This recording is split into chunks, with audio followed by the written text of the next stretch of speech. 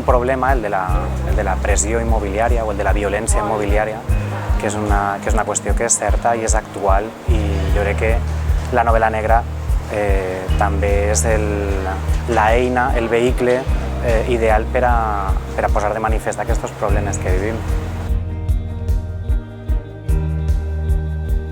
A mi m'agrada més la part psicològica, la part que explica el després d'aquesta amputació. Sabem que aquest bisturí està a punt d'amputar i després passem ja al després, a la part psicològica d'aquesta persona que es desperta, que fa unes hores estava d'una manera diferent i després es troba que li ha canviat la vida. ¿Cómo es posible que se nos escapase eso, ¿no? ¿Cómo es posible que cuando pasa eso, en lugar de preguntarnos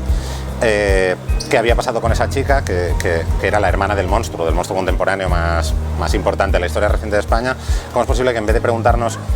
qué había pasado con ella, la convirtiésemos de algún modo en la mala de la historia? El que és Noruega és el procés d'un escriptor frustrat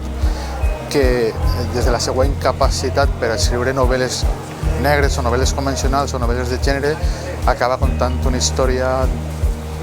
d'un gaire més personal i que acaba sent la novel·la que és Noruega.